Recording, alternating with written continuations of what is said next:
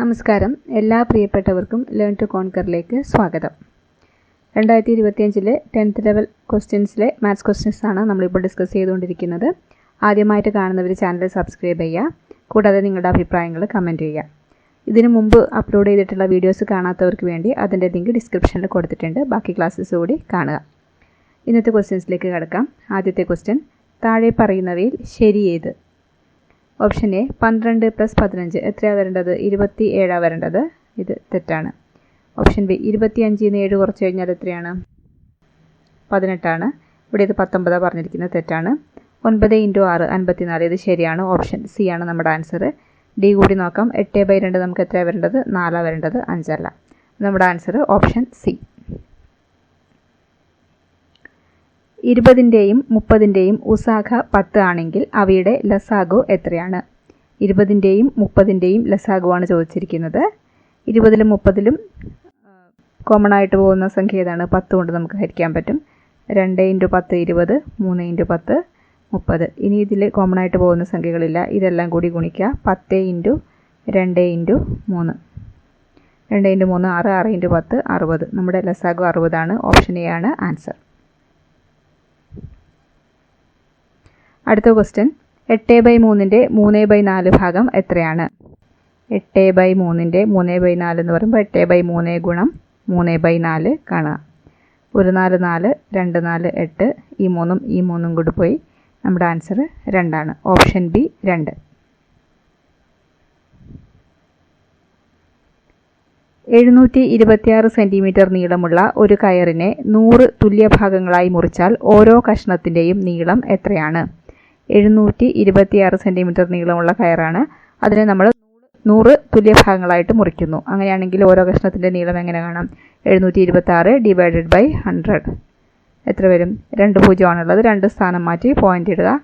726 ഒരു സ്ഥാനം വരുമ്പോൾ ഇവിടെ വരും, രണ്ടാമത്തെ സ്ഥാനം ഇവിടെയാണ് വരിക. അപ്പോൾ 7.26 സെൻറ്റിമീറ്റർ. ഓപ്ഷൻ എ ആണ് ആൻസർ. അടുത്ത ക്വസ്റ്റ്യൻ, 8² + 9² വില കാണുക. 8² + 9². 8² എത്രയാണ്? 64 + 9² എത്രയാണ്? 81. ആൻസർ എത്രയാണ്? 4 1 5, 6 8 14, 145.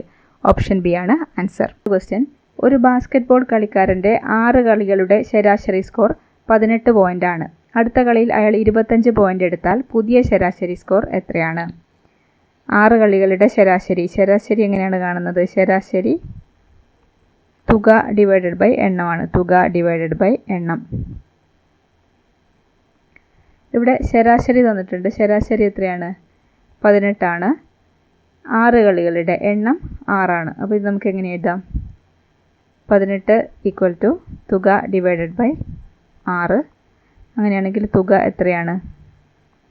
ഇതും തമ്മിൽ ഗുണിക്കുക. 18 × 6 108 ആണ് ഇവിടുത്തെ തുക. അടുത്ത കളിയിൽ 25 പോയിന്റ് എടുത്താൽ പുതിയ ശരാശരി എത്രയാണെന്നാണ് ചോദിച്ചിരിക്കുന്നത്. പുതിയ ശരാശരി എങ്ങനെ കാണും? തുക / എണ്ണം.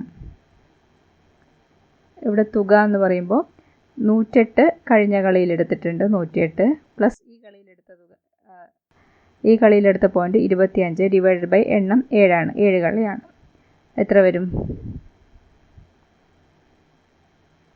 133 / 7 19 ആണ് പുതിയ ശരാശരി. ഓപ്ഷൻ സി ആണ് നമ്മുടെ ആൻസർ. അടുത്ത ക്വസ്റ്റ്യൻ, √64 + √100ൻ്റെ വില എന്ത്? √64 + √100. √64 എത്രയാണ്? 8. 8 ആണ് 64 പ്ലസ് √100 എന്ന് പറയുമ്പോൾ 10. 10 + 8 18. ഓപ്ഷൻ ഡി ആണ് നമ്മുടെ ആൻസർ. ഒരു വ്യക്തി 1200 രൂപയ്ക്ക് വാങ്ങിയ ഒരു വീട്ടുപകരണം 1500 രൂപയ്ക്ക് വിറ്റുവെങ്കിൽ ലാഭശതമാനം എത്രയാണ്? ഇവിടെ വാങ്ങിയ വില എത്രയാ? വാങ്ങിയ വില 1200. വിറ്റ വില 1500. അപ്പോൾ ഇവിടെ ലാഭം എത്രയാണ്?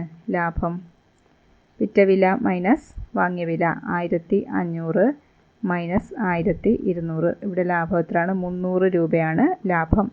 ഇനി ലാഭശതമാനമാണ് ചോദിച്ചിരിക്കുന്നത്. ലാഭശതമാനം എങ്ങനെ കാണും?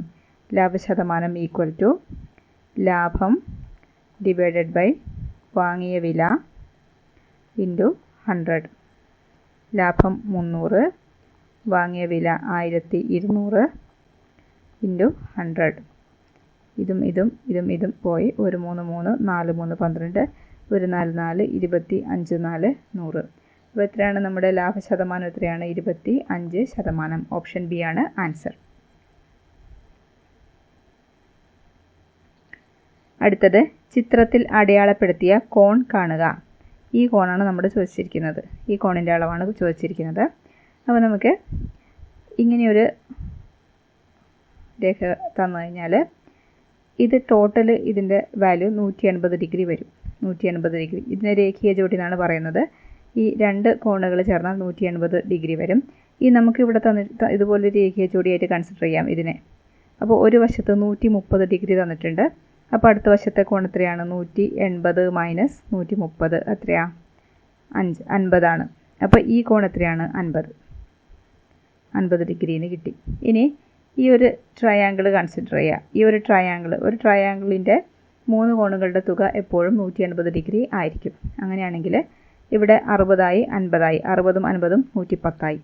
ഇനി ഇതെത്രയാണപ്പോൾ? 180ന്ന് 110 കുറച്ച് കഴിഞ്ഞാൽ എത്രയാണ്? 70 ഡിഗ്രി. അപ്പോൾ ഈ കോണിൻ്റെ അളവ് എത്രയാണ്? 70 ഡിഗ്രി. ഓപ്ഷൻ ബി ആണ് നമ്മുടെ ആൻസർ. അടുത്തത്, ഒരു സൈക്കിൾ സവാരിക്കാരൻ 45 കിലോമീറ്റർ ദൂരം 3 മണിക്കൂർ കൊണ്ട് സഞ്ചരിക്കുന്നു എങ്കിൽ അയാളുടെ ശരാശരി വേഗത എന്ത്? ഇവിടെ ദൂരം എത്രയാണ് തന്നിരിക്കുന്നത്? ദൂരം 45 കിലോമീറ്റർ, സമയം 3 മണിക്കൂർ.